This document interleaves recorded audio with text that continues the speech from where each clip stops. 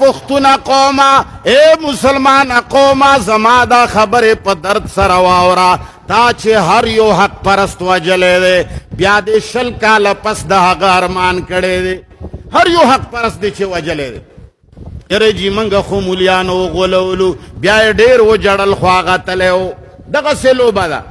دغه سلوبه ده تاسو له چې الله کم لیډر در کی چې هغه ستاسو خیرخواهي کوي هغه تاسو حکمرانانو نه خلاصوي هغه تاسو د بیروکریټسو نه خلاصوي هغه تاسو د امریکې د غلامۍ نه خلاصوي نو تاسو هغه ته کله یهودي ایجنټ وایې کله د حکمرانۍ نه کوزوئ کله وایې چې د خو نکاح ښه نه دی کړی کله وایې چې د خو پلني ځای کې سجده لګولې وه مشرک به وي نو مشرکان خو تاسو ټول یې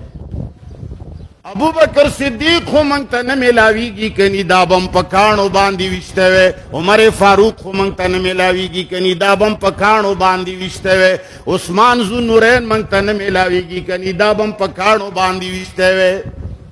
منگ خوینو چی تاسو ټولیو شے آو تاسو کی چی وګورو ترخو مانو نو تاسو کی دا ترخه مانا دا خو تاسو نه خدا دا عوامو خیرخوا خو دے کنی دغه سی خلقا تکت سنگا چینن دا یو حق پرست حکمران خلاف پی ڈی ایم جوڑی گی امدارنگی دا حق پرست عالم خلاف مولیانو پی ڈی ایم شروع کرے دے چل دے اولو دو منکر حدیث دے اولو جید دا رسول اللہ بے حرمتی کرے دا عوام تاسو پا دیر اوچھتے اولو دا تراؤن انکار کرے دے کم اقلامیس تاپو گبان دی ٹپک دے پم دی خبر اگ دی دمرا دا اللہ دشمنی لکت سنگا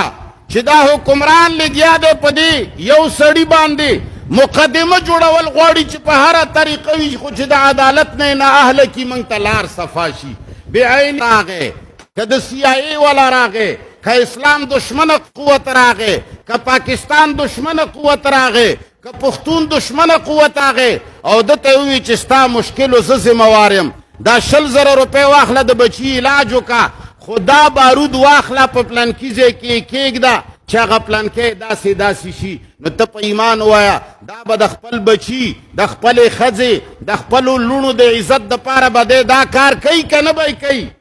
نو دشتگردی مولا سیب تارا وستا چی پا طولو پیسو دے خیٹا چاولے دا تا مدرسہ جوڑ اکڑا او دا خبر آیات ساتے